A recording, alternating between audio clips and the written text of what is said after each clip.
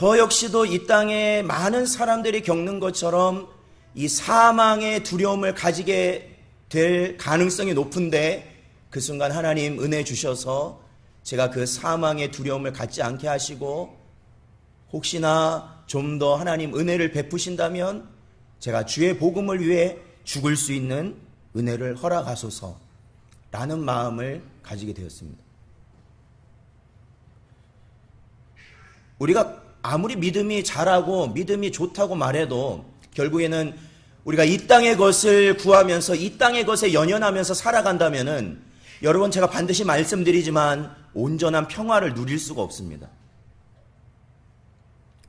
여러분, 이 땅의 것에 얽매여 계시다면 성경에서 말하는 하나님이 주시는 신령한 안식을 여러분은 이 땅 가운데 절대 느낄 수가 없습니다.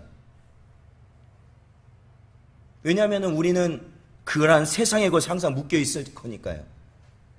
그렇다면 우리의 믿음이라는 것은 사실은 하나님 앞에서 보시기엔 그것이 불완전한 것이고, 그것이 참으로 온전한 믿음이 아닐 가능성도 농후하다는 것을 기억하시기 바랍니다. 여러분, 우리가 한 주간의 삶 가운데서 바라본 것이 무엇입니까? 여러분이 한 주간 동안 살아오시면서 그렇게 바쁘게 애쓰고 힘쓰면서 여러분이 달려가셨던 그 모든 것들이 무엇 때문에 여러분은 그렇게 달려가셨습니까? 우리는 이 사망이라는 이 땅의 권세 아래 피할 재주가 어느 누구도 없다는 것을 기억하십시오. 항상 힘들 거예요. 항상 고통받을 거예요.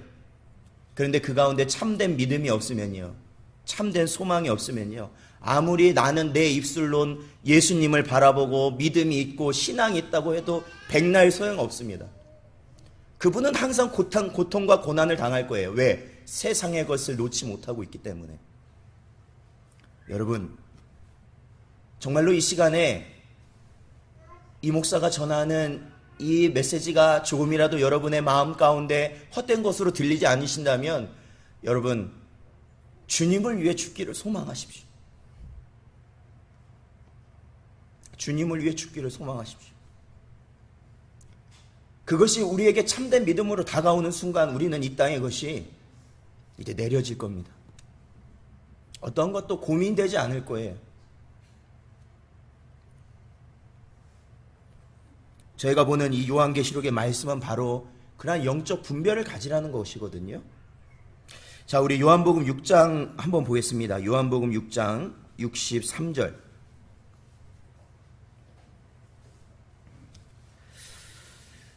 요한복음 6장 63절 말씀을 같이 읽겠습니다. 시작. 살리는 것은 영이니 육은 무익하니라. 내가 너희에게 이른 말이 영이요 생명이라. 아멘. 그렇습니다. 우리를 살리는 것은 뭐라고요? 영입니다. 영. 우리는 영으로 살아야 되는 거예요. 우리는 영으로 살아야 되는 거예요. 또 한 군데 볼까요? 우리 로마서 8장 5절과 6절 말씀입니다. 로마서 8장 5절 6절 말씀 읽겠습니다. 시작. 육신을 따르는 자는 육신의 일을, 영을 따르는 자는 영의 일을 생각하나니 육신의 생각은 사망이요 영의 생각은 생명과 평안이니라. 아멘. 그렇습니다.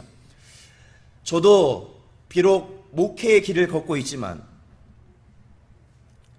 정말로 어떻게 보면 어떤 분들이 보시기엔, 야, 저분은 예수 그리스도를 향한 믿음이 있는 자인데 사역의 길을 간다는 거 참 복된 분이다, 이렇게 말씀도 하시겠지만 똑같습니다. 다 어렵죠. 다 힘들죠. 특히 우리가 사람과의 관계 속에서 뭔가를, 이렇게 관계 속에서 뭔가를 해낸다는 건 두렵고 떨리고 부담스럽고, 어쩔 때는 잠을 못 이룰 정도로 긴장 속에서 어찌 될 거를 몰라서 굉장히 많은 스트레스를 받고 그렇게 하루하루를 보내는 건지도 몰라요. 그렇죠. 근데 여러분, 그 모든 것, 우리가 받는 그 모든 것, 직장에서 받는 것, 가정에서 받는 것, 교회, 심지어 교회에서도 받고, 우리가 사는 모든 공간에서 받는 그 모든 스트레스가 어디서부터 오는 것인가?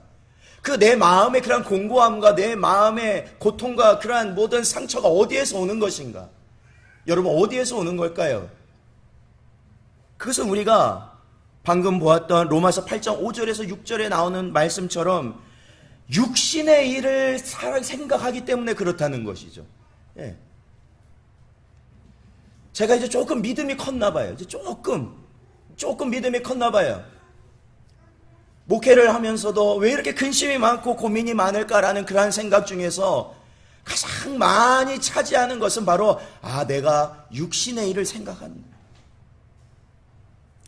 하나님의 일을 하면서도 그 안에 육신의 것을 가지고 생각을 하는 거예요. 그러니까 고통스럽더라고요.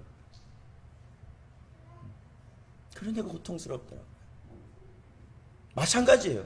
여기에 많은 신앙의 경륜이 저보다도 더 많으신 우리 장로님, 권사님, 우리 집사님, 우리 많은 성도분들이 계시겠지만, 우리가 정말로 이렇게 예수 그리스도를 바라보고 십자가를 따라가고 간다면서도 왜 우리는 한숨과 근심과 항상 이렇게 뭔가 이렇게 하나님이 주시는 복을 누리는 것 같지 않은 삶을 사느냐는 것이죠. 그런데요, 정말로 우리가 이러한 고난을 겪어야 하기 때문에 하나님이 허락하신 부분이 없지 않아 있지만, 중요한 것은 대부분 우리가 육신의 일을 쫓아가기 때문에 그렇다는 거예요. 육신의 일. 사랑하는 성도 여러분, 분별하실 수 있는 여러분 되시기를 축원드립니다. 분별하셔야 돼요. 영적 분별을 이루셔야 돼요. 이것이 성령 하나님 안에서, 성령 안에서 이루어지는 것인지, 아니면 이 세상의 대다수를 장악하고 있는 이 악한 사단의 권세로 우리가 아직도 그 권세 아래 방황하고 있는 것인지, 여러분은 그것을 분별하셔야 됩니다. 그래서 오늘은 제가 지난주에 살펴보았던 이 황충, 6번째 나팔에 나오는 황충의 모습을 저희가 좀 더 세밀히 살펴보고자 오늘 본문 말씀으로 정했습니다. 그것은 우리가 이 황충이라는 것이 분명히 성경의 문자적인 것은 성경에 나오는 이 메뚜기 종류의 한 종류다라는 거예요. 쉽게 말하면 메뚜기라는 것이죠.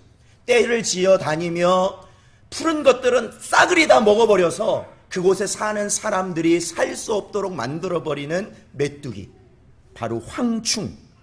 바로 이 황충이 나타나는 재앙이 바로 6번째 나팔 재앙이거든요. 자, 우리 이사야서 33장 4절을 한번 보겠습니다. 이사야서 33장 4절 말씀 읽어보겠습니다. 시작. 황충의 때같이 사람이 너희의 노량물을 모을 것이며 메뚜기가 뛰어오른 같이 그들이 그 위에 뛰어오르리라. 아멘. 그렇습니다. 여러분 보십시오. 황충의 때같이, 그러니까 뭐냐면 이때 당시에는 이방 민족이 이스라엘을 침탈하는, 이 하나님의 백성을 침탈하는 모습을 비유할 때 그들이 어떻게 공격할 거냐면 황충이 공격하는 것처럼 너희를 공격할 것이다 라는 거예요. 황충같이. 왜냐하면 이 황충이라는 것은 무엇을 의미하냐면 멸망입니다. 멸망. 왜냐하면 황충 무리가 한번 지나가 버리면 그곳에서 더 이상 살 수가 없다는 거예요. 살 수가 없어요. 그렇기 때문에 그와 같은 공격, 즉 너희가 멸망당할 수밖에 없는 공격이 너희에게 임할 것이다 라는 것이 이사야 선지자를 통한 하나님의 메시지였거든요. 자, 그런데 보십시오. 이 황충이라는 것은 일반적인 황충, 즉 메뚜기가 아니라는 거예요. 제가 지난주에 말씀드린 게 그거예요. 이 황충은 우리가 지금 설명드린 날아다니는 그런 곤충이 아니라는 거예요. 바로 이 황충은 영적인 존재를 가리키는 말이었어요. 영적인 존재. 아마도 그 무저갱이 열릴 때 거기에서 나오는 이 악한 귀신들이 쏟아져 나오는 모습을 아마 요한은 바라보면서 그 막 쏟아져 나오는 모습을 바라볼 때, 야, 이것은 황충의 무리와 같다라는 생각을 했을지도 몰라요. 근데 그 내용들을 보면 어쨌든 중요한 건 우리가 아는 이 메뚜기와는 다른 모습을 가진 존재이기 때문에 이 황충은 영적인 존재다라고 볼 수 있습니다. 그 본문을 계속해서 보면요, 우리 9장 1절부터 나오는 본문을 계속 보면은 거기에 보면 그러한 황충이 어떠한 존재인지를 더 구체적으로 말하고 있죠. 첫 번째로는 이 황충이 등장하는 곳이 어디에서 등장하냐면 무저갱이라는 곳에서 등장한다라는 거예요. 일반적으로 메뚜기가 거기 있을 수는 없잖아요. 그렇죠? 이 무적행이라는 것은 사단, 마귀, 귀신, 즉 악한 영들이 거하는 거처가 무적행인 것이죠. 마지막 불심판, 즉 그 연못, 그 불못에 들어가기 전까지 거하는 곳이 바로 무적행이라는 곳이거든요. 근데 바로 이 황충은 그곳에서 등장했어요. 그리고 계속해서 보면요, 이 황충, 즉 이 황충들이 공격할 대상이 있는데, 본래 이 황충은 아까도 말씀드린 것처럼 식물을 먹는 그러한 메뚜기, 곤충이에요. 그런데 이 여기에 등장하는 무적에서 나오는 황충은요, 식물을 절대로 먹지 않는다라는 거예요. 푸른 것을 먹지 않아요. 나무를 먹지 않아요. 그리고 오히려 누구를 공격하냐면 바로 이마에 인침을 받지 아니한 사람을, 즉 불신자를 공격할 것이다 라는 것이에요. 얼마 동안이냐면 5달 동안. 자, 요한은요, 여기서 황충의 이야기를 끝내지 않고요, 그 이후에 보면은, 오늘 본문 말씀이죠. 6절부터 보면은, 7절부터 보면은, 이 황충을 더욱더 자세히 묘사하고 있습니다. 자, 이 7절을 같이 한번 읽어보겠습니다. 7절 읽어보죠. 시작. 황충들의 모양은 전쟁을 위하여 준비한 말들 같고, 그 머리에 금 같은 관, 비슷한 것을 썼으며, 그 얼굴은 사람의 얼굴 같고, 아멘. 그렇죠. 황충들의 모양이라고 하고 있어요. 모양이 뭐와 같다고요? 메뚜기 같다고 하는 게 아니고 뭐와 같다고요? 말 같다는 거예요. 오히려 전쟁을 위해 준비된 말과 같다라는 거예요. 그리고 그 말 같은 황충이 머리에는 금 같은 관을 썼고, 그 얼굴은 사람 같다라는 겁니다. 즉 아까도 말씀드렸지만 이것은 일반적인 메뚜기가 아니라는 것을 요한은 다시 한번 직접적으로 언급하고 있죠. 그리고 머리에는 금 같은 관을 썼다는 거예요. 이 관이라는 것이 성경에서 나타나는 것은 보통 승리와 영광이에요. 승리와 영광. 그렇죠? 권세예요. 여러분 보세요. 예전에 왕들을 보세요. 왕들은 다 머리에 뭐를 썼어요? 왕관을 쓰지 않아요. 그 관이라는 게 의미하는 게 그러한 의미라는 거죠. 상징이에요. 그러니까 이 황충이라는 것을 딱 보면은 그에게 뭐가 있어요? 영광이 있을 것이고, 승리가 있을 것이고, 그러한 권세가 있을 것이라는 거예요. 그러나 그것은 거짓된 것이겠죠. 허황된 것이겠죠. 자, 그리고 그 얼굴은 무슨 얼굴이냐면 사람의 얼굴을 하고 있다라는 거예요. 사람의 얼굴을 하고 있다. 사람의 얼굴. 좀 모양이 좀 기괴해지죠. 말 같은데 관을 썼고, 말이 말 얼굴이 아니고 무슨 얼굴이요? 사람의 얼굴을. 그러니까 여러분이 이걸 잘 생각했어요. 어떤 분들은 이거를 종합적으로 그림을 그려가지고요, 나중에 이런 괴물이 나타나서 우리를 공격할 것이다 말하지만, 이 성경에서 계속 말씀드리지만 이거는 영적인 것을 비유적으로 나타낸 상징이라는 거예요. 즉 사람의 얼굴을 하고 있다는 것은 우리 사람에게 굉장히 친근하게 다가올 것이라는 거예요. 가까우니까. 그리고 그 머리털은 여인의 머리털처럼, 여인의 머리카락. 이제 우리 교회 성도분들도 때 되면 항상 머리를 하시잖아요. 그죠? 봄 되면 하시고 때마다 하시잖아요. 그 머리를 왜 그렇게 하세요? 그 머리를 왜 그렇게 하십니까? 예? 뭐 연세 드신 분은 아이고 불편해가지고 내가 이렇게 빠글빠글 한다고 하시지만, 보통 머리를 염색도 하시고 뭐 매직도 하시고 뭐 브릿지도 하시고 뭐 탈색도 하시고 뭐 여러 가지 하시는 이유는 뭐예요? 그 머리를 통해서 자신의 아름다움을 나타내는 거예요. 쉽게 말하면. 즉 여인의 머리라는 건, 이 머릿결이라는 것은 아름다움이죠. 아름다움. 이 남성들 이게 보면은 다 결혼 전에 우리 집사람의 그때 그 머리 뒷모습이 너무 아름다워서 결혼했다고. 그 아름다움. 그런데 이 황충이 무엇을 갖고 있냐면 그 아름다움도 가지고 있다는 거예요. 미혹하게 하는 아름다움을 가지고 있다라는 것이죠. 그것이 이제 8절부터 나오거든요. 여자의 머리털 같은 머리털이 있고, 그리고 그 이빨은 무엇과 같다고요? 사자의 이빨 같다라는 것이죠. 아주 강력한 이빨. 그렇죠. 동물의 왕국 보면은 사자가 그 얼룩말을 잡았는데 고기만 먹는 것이 아니라 뼈까지도 씹는 그러한 모습이 보면 굉장히 강한 이를 가지고 있다는 것이죠. 그러니까 뭐예요? 사람의 얼굴을 하면서 굉장히 친숙하고 여인의 머릿결을 가지고 있어서 굉장히 아름답게 느껴지지만 결국 그 안에는 아주 강한 이를 가진, 이빨을 가져서 언제든지 공격하고 그 대상의 목숨을 끊을 수 있는 강력한 힘을 지닌 존재가 바로 이 황충이라는 겁니다.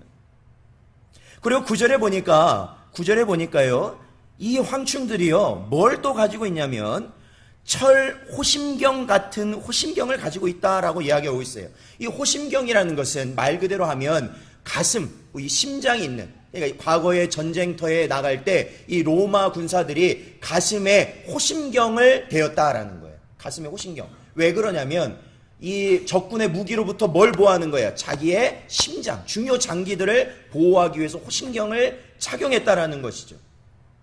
그런데 그 호심경 중에서도 여기 보면 9절에 보면 어떤 호심경 같은 걸 착용했다고요? 철. 금속 중에서 2000년 전 가장 강한 금속이 뭘까요? 철이죠, 철. 그러니까 이 황충이라는 것은 자신을 보호할 강력한 또한 힘을 가지고 있었다라는 것이에요. 자신을 보호할 강한 힘을 가지고 있었다라는 겁니다. 그리고 9절 계속해서 보면은 그 날개들의 소리는 병과 많은 말들이 전쟁터로 달려가는 소리 같았다. 소리. 네. 저도 이제 현역으로 있을 때 저희들이 간혹 훈련할 때 대규모 훈련을 나가면 보통 저희 사병, 이게 일반 보병만 나가는 것이 아니라 뭐 이렇게 탱크도 오고요, 장갑차도 오고요, 그런 것들이 같이 이렇게 같이 대규모 훈련 때는 같이 오거든요.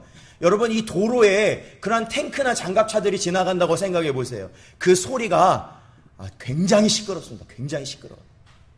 그러니까 이런 것들이 지나간다라는 것은 전쟁을 치러본 세대에게서는 공포죠, 공포. 그리고 굉장히 위협적인 것이고 굉장히 그 소리를 들으면 위축되게 돼요. 그 소리를 들은 사람은 위축되게 되잖아요. 즉, 이 황충의 무리들, 모든 이 무리들, 이 때에 그러한 소리가, 그러한 영향력은 사람을 능히 위협받게, 위축되게 할 만한 그러한 소리를 내었다. 즉, 우리를 두려움에 떨게 하는 그러한 능력을 가지고 있었다라는 것이죠. 자, 우리 그리고 10절을 같이 한번 읽어볼까요? 9장 10절 같이 읽겠습니다. 시작. 또 정갈과 같은 꼬리와 쏘는 살이 있어 그 꼬리에는 5달 동안 사람들을 해하는 권세가 있더라. 아멘. 그렇습니다. 여러분, 이제 이 황충이 절대 메뚜기는 아니라는 걸 여러분 아시겠죠? 예, 절대 메뚜기는 아니에요. 그냥 이 말을 그대로만 해도 메뚜기는 아니에요. 말에, 사람 얼굴에, 머리는 여인의 머리처럼 길고, 이는 사자 이빨처럼 막 이렇게 돼 있는데 꼬리는 정갈처럼 돼 있어요. 이게 메뚜기는 아니잖아요. 메뚜기는 아니에요. 근데 이 황충이 방금도 읽은 것처럼 바로 그 꼬리에 힘을 가졌다라는 거예요. 힘을 가지고 그 꼬리로 말미암아 이 이마에 인침받지 아니한 자, 즉 불신자들을 5달 동안 극심한 고통 가운데 그들을 고통스럽게 할 것이다 라는 것이죠. 그 고통이 얼마나 고통스럽냐면 저희가 오늘 읽지는 않았지만 6절을 보면은 그 고통을 받은 사람들이 어떠한 마음을 먹냐면 바로 죽기를 구할 정도이다 라는 것이에요. 그러니까 이 꼬리의 권세는 사람을 죽이는 권세가 아니에요. 사람을 죽이기 위해서 황충이 있는 게 아니에요. 뭘 위해서 황충이 있냐면 고통스럽게 하기 위해서 황충이 있는 거예요. 그런데 이 황충의 고통이 어느 정도냐고요? 죽고 싶을 정도라는 거예요. 그냥 다 필요 없고 그냥 딱 죽었으면 좋겠다 할 정도의 고통을 당하도록 한다라는 것이죠. 여러분, 저희가 살펴봤던 이러한 황충의 모습은 절대로 나중에 나타날 어떤 실제적인 괴물이라든지 괴물 아니면 이 사도 요한이 2000년 전에 이 현대에 사용될 어떠한 무기의 모습을 바라보고 그것을 표현한 것이다 라고 설명하는 분들도 간혹 있지만 그러한 것일 가능성은 굉장히 적어요. 왜냐하면 그런 무기들은 이러한 영적인 영향력을 발휘할 수가 없기 때문에 그렇습니다. 영적인 영향력.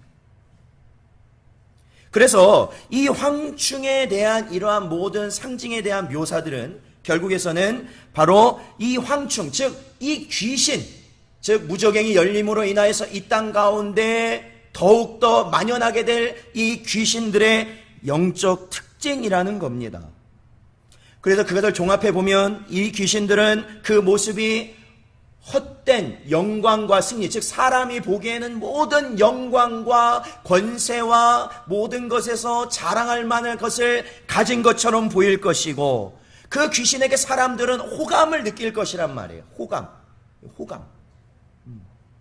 귀신에게 호감을 느낄 것이란 말이에요. 이 영적 존재에게 호감을 느낄 것이고, 그리고 이 사람들은 그 영적 존재를 아름답게 느낄 것이지만, 사실은 그 귀신은 강한 일을 가진, 즉 사람을 공격할 강한 이 영적인 존재이지만 사람을 언제든지 가장 치명적인 그러한 어려움에 처하게 할 그러한 공격력과 또한 자신을 방어할 강한 방어력을 가진 존재가 바로 이 황충의 모습이라는 것이죠.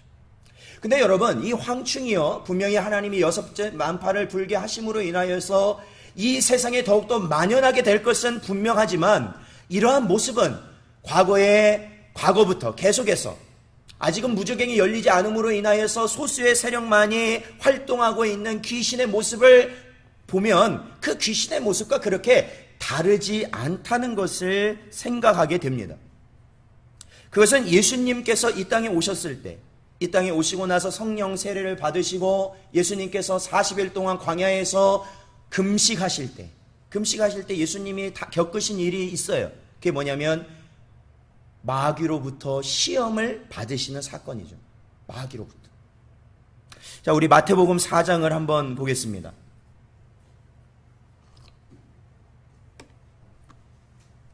마태복음 4장 8절과 9절 말씀, 마태복음 4장 8절과 9절 말씀 같이 읽어보겠습니다. 시작. 마귀가 또 그를 데리고 지극히 높은 산으로 가서 천하 만국과 그 영광을 보여 이르되 만일 내게 엎드려 경배하면 이 모든 것을 내게 주리라. 아멘. 그렇습니다. 이 마귀가 예수님을 시험할 때 총 3번의 시험이 나왔다고 성경을 기억하고 있어요. 처음엔 굶주리신 예수님께 돌을 가지고 떡을 만들어 봐라. 두 번째는 높은 곳에 올라가서 뛰어내려 봐라. 네가 먼저 하나님의 아들이라면 뛰어내려 봐라. 하나님을 시험해 봐라. 그것이 두 번째 시험이었다면, 세 번째 시험은요, 바로 이 천하 만국의 모든 부귀와 영화와 아름다움과 이 땅의 모든 자랑할 만한 모든 것들, 모든 권세들을 다 예수님께 보여주고, 이 땅에서 누릴 수 있는 쾌락과 이 땅에서 누릴 수 있는 향락과 그 모든 것을 다 보여주고, 그리고 나서 마귀가 원했던 건 단 한 가지죠. 내게 절해라. 그렇다면 너에게 이 모든 것을 다 주겠다라고 한 것이죠.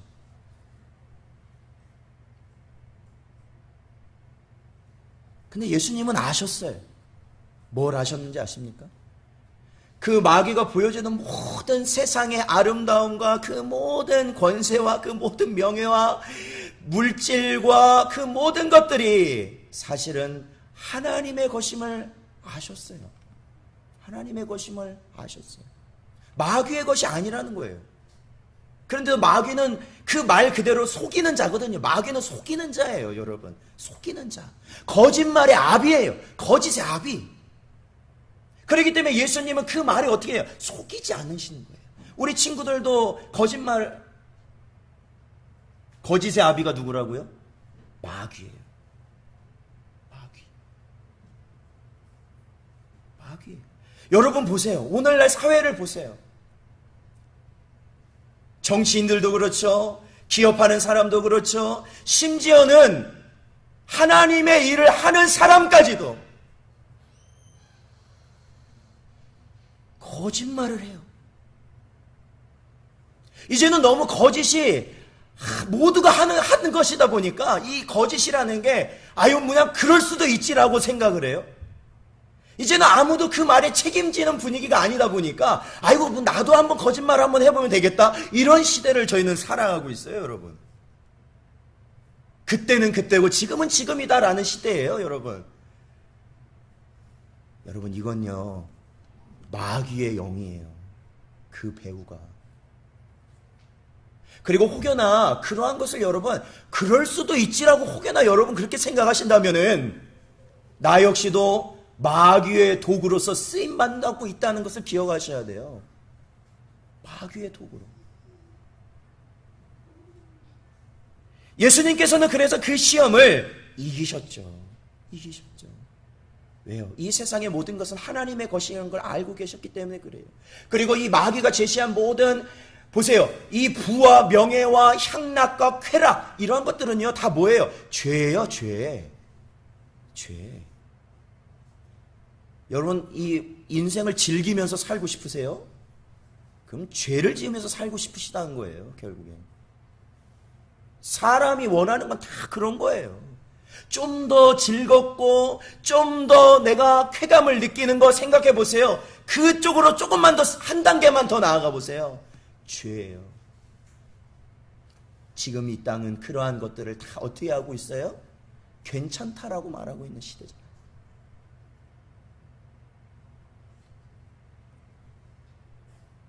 우리가 알고 있는 그러한 동화들 중에 그런 동화 있잖아요. 어떤 동네에 갑자기 쥐가 들끓기 시작해서 사람들이 생활을 할 수 없을 때 어떤 피리 부는 소년을 데려다가 그 쥐들을 다 그 동네에서 어떻게 해요? 몰아내는 그러한 동화가 있죠. 거기에 보면은 그 피리를 부를 때 이 쥐들이 마법에 걸린 거거든요. 마법. 마치 이 세상 사람들이요 똑같아요. 다 마법에 걸린 것처럼. 그 길을 다 가요. 그 길. 그것이 우리에게 정말로 즐거움이고 기쁨이고 쾌락이라는 그러한 생각에 그 길을 다 따라가요. 그것이 진정한 우리에게 만족을 줄 거라고 그렇게 생각하며 그 길을 따라갑니다. 그래서 이 땅의 인생들은 마음을 현혹시키고 그 마귀의 영향력에 마음을 현혹시키고 채워지지 않는 그 목마름을 채우기 위해서 더 많은 부를 추구하고 그 채우지 않는 목마름을 채우기 위해서 더 많은 명예와 권세를 가지려고 합니다. 그게 있어야 내가 나답다라고 생각을 해요. 나답다. 내 머릿속에 지식이 많아야 정말로 나답다고 생각을 해요. 내가 어디 갈 때 좋은 차를 타고 가야 내가 사람들 앞에서 내가 인정받는 사람, 나답다고 생각을 해요. 우리 집이 그래도 몇 평 이상은 돼야, 아니면 우리 자녀들이 어느 정도의 학교는 나와야, 아니면 내가 어느 정도의 연봉은 받아야 내가 진짜 사람 같다라는 거짓된 현혹에 휩쓸려서 살아가고 있다라는 거예요. 이제 앞으로요, 6번째 나팔이 불기 전까지도 이러한 상황인데 6번째 나팔이 불려지는 그 순간 이 땅은요 아마 상상할 수 없을 정도의 마귀의 위력이 나타날 것입니다. 상상할 수 없을 거예요. 근데 여러분 그거의 결과를 아시죠? 부를 추구하는 자, 명예를 추구하는 자, 권세를 추구하는 자, 아니면 학벌을 추구하는 자, 어쨌든 이 세상에서 주는 명예와 권세, 이 땅의 것을 추구하는 자의 결국은 죽기를 소원하는 고통 가운데 빠질 것이다.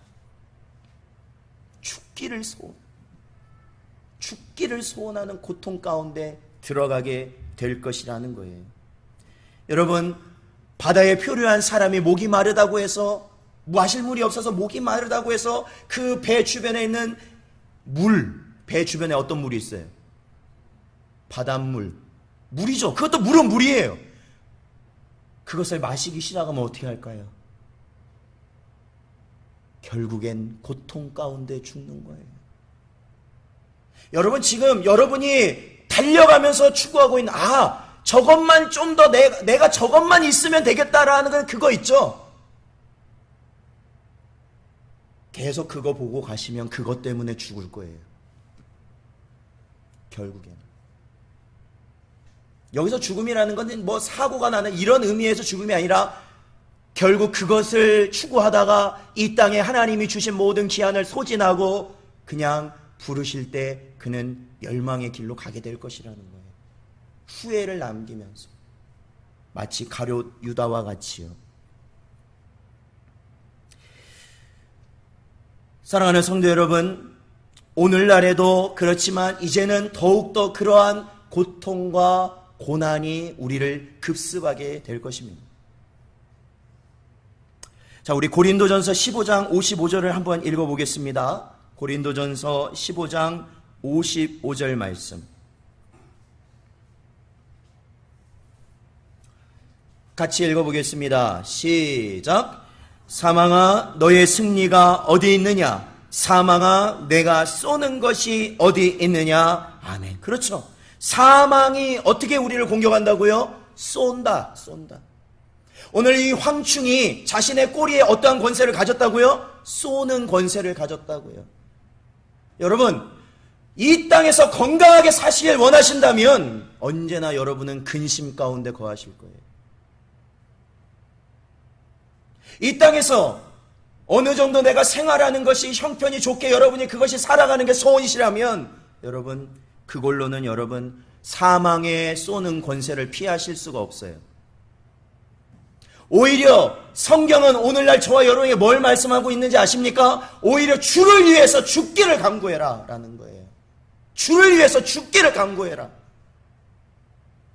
그런 기회가 주어진다면 내가 주를 위해 죽겠습니다라고 강구하시라는 거예요. 그것이 소원이 되시라는 거예요. 예수님이 말씀하시죠. 살고자 하는 자는 반드시 죽을 것이다. 그러나 죽고자 하는 자는 영원히 살 것이다. 그래서 우리가 주를 위해 사는 거예요. 왜 성도들이 이 세상에서 많은 문제와 고민을 갖고 있는데 그것이 하나님의 말씀을 들어도 해결되지 않을까요? 왜 해결되지 않을까요? 왜 이놈의 교회를 다녀도 해결되지 않을까요? 그것은 내가 아직도 이 세상의 것을 붙들고 있기 때문에 그래요. 그것이 놔줘야 편한 거예요. 아시겠어요? 놔줘야 편하신 거예요. 놔줘야 편한 거다라고요. 직장에서의 상사와의 관계, 아니면 내가 학교에서 학우들과의 관계, 아니면 내가 가정에서의 그 가족들과의 관계, 그 어떤 것도 내가 이 땅의 것이 놔지지 않으면 절대로 우리를 평안으로 인도할 수 없어요. 여러분, 탐욕스럽고 음란하고, 그렇죠, 음란하고 그러한 것들을 계속 우리의 공허함을 채우기 위해서 우리의 마음속에, 우리의 육체 속에 계속해서 담아간다면 그는 죽고자 하는 고통 속에 처해 있다가 멸망의 길을 갈 것이에요. 얘가 빨리 그 자리에서 우리는 돌이켜야 되는 것이죠. 이러한 황충, 이 귀신들의 이 영적인 공격에서 우리는 돌이켜야 된다는 것이에요. 중독에 빠진 경험이 있으세요? 있으세요? 저처럼 가져보지 않은 분 앞에서 있다고는 말하시면 안 돼요. 왜냐하면 그게 지워지지 않아요. 안 하려고 해도 할 수밖에 없어요. 후회하고, 하고 나서는 후회하고, 하고 나서는 마음이 막 찢어질 듯이 고통스럽지만 결국엔 또 그 죄를 져요. 그게 저예요. 거기에서 해방되기까지, 그게 하나님의 은혜 가운데 해방되기까지 언제나 그 고통 속에 있었던 게 저예요. 혹시나 이 가운데 있는 분 있지 않습니까? 요즘에는 일중독이라는 것도 있죠. 일을 안 하면 불안해. 물질이 없으면 불안해요. 내 직급이 낮으면 불안해요. 우리의 가정에 뭐가 없으면 불안해요. 다 불안한 세계를 살아가는 저희들, 왜 불안해요? 우리는 그것에 중독되어 있기 때문에 그래요. 불안하면 그렇다는 거예요. 중독의 증세야. 그게 중독의 증세. 근데 그것에 대한 배우는 뭐냐? 귀신이라는 거예요. 귀신이라는 거예요. 요즘 영화들 보세요. 귀신 참 많이 나오죠? 그런데 그러한 귀신 나오는 영화가 여러 가지 문제점을 가지고 있지만 더 큰 문제는요, 귀신의 모습을 너무 미화하고 있다라는 거예요. 미화. 이렇게 말하면 좀 말이 안 맞나요? 귀신이 막 그냥 피 흘리면서 막 사람 잡아먹고 막 사람 죽이는 것으로만 그려져 있잖아요. 그런 게 아니면 귀신은 아니다라고 생각을 하게 만들자는 거예요, 사람을요. 눈에 보여야만 귀신이라는 거예요. 영적인 존재는 우리가 생각하지 않게 만들으라는 거예요, 오히려. 우리가 그 귀신의 영향력 가운데 있을 수 있다라는 거예요. 바로 무언가에 중독이 되어서, 세상 것에 중독이 되어서 살아갈 때 말이죠. 그러면 여러분 이 시간에 혹여나도 하나님이 주신 은혜 가운데 내가 그러한 가운데서 돌이키길 원하시는 분이 있다면 성경에서 말하는 우리는 그러한 마음 상태가 된 거예요. 어떠한 상태가 되냐면 상한 심령의 상태가 된 거예요. 상한 심령. 상한 심령. 자, 우리 시편 51편 17절을 읽어보겠습니다. 시편 51편 17절 말씀입니다. 자, 함께 읽어보겠습니다. 시작. 하나님께서 구하시는 제사는 상한 심령이라. 하나님이여 상하고 통회하는 마음을 주께서 멸시하지 아니하시리이다. 아멘. 그렇습니다. 여러분, 예배라는 것은 단순히 기독교는 예배를 드리는 것이 하나의 의식이구나라고 생각하시면 안 됩니다. 예배라는 것은 바로 우리가 아까도 말씀드렸던 이 세상의 귀신의 영향력 가운데 상한 심령 가운데서 회복되길 원하는 자들이 하나님 앞에 나와서 하나님, 제가 하나님만을 따라가겠습니다. 저 좀 살려주세요. 라는 심정으로 나와서 드리는 것이 예배예요. 그 상한 심령을 가지고 나온 자에게 하나님이 어떻게 하신다는 거 아십니까? 회복시켜 주신다 말씀하셨어요. 회복시켜 주신다. 그래서 이 예배가 회복의 역사가 일어나는 시간이 되는 것이 하나님의 성령의 역사가 일어나는 예배가 된다라는 것이죠. 자신의 모습을, 자신의 나약함을 고통스러워하면서, 자신이 언제나 죄 가운데서 허우적대고 있음을 고통스러워하면서 하나님 저 좀 살려주세요 라며 나오는 것이 바로 예배 시간이라. 그게 바로 낮은 자의 마음을 가지고 나오고 있는 것이라는 거예요. 이사야서 61장 1절, 이사야서 61장 1절의 말씀을 저희들 함께 읽겠습니다. 함께 읽어보죠. 시작. 주 여호와의 영이 내게 내리셨으니 이는 여호와께서 내게 기름을 부으사 가난한 자에게 아름다운 소식을 전하게 하려 하심이라. 나를 보내사 마음이 상한 자를 고치며 포로된 자에게 자유를, 갇힌 자에게 노임을 선포하며. 아멘. 사랑하는 성도 여러분, 우리의 상한 마음을 고치실 수 있는 분이라고 성경에 분명히 기록된 그분이 누굴까요? 바로 예수 그리스도시다. 예수 그리스도. 예수 그리스도를 내 마음에 영접하고 이제는 예수님이 나를 위해 죽으신 구주이며 내가 이제는 예수님의 말씀을 따라 살겠습니다 라고 고백하는 자에게 그 상한 마음의 회복을 이루시는 하나님의 역사가 나타나게 될 줄로 믿습니다. 바로 이 시간이고 바로 우리가 그 믿음의 여정을 가는 그 모든 순간, 언제나 주님이 주시는 회복을 누리시며 살아가시는 여러분 되시기를 주님의 이름으로 축원드립니다.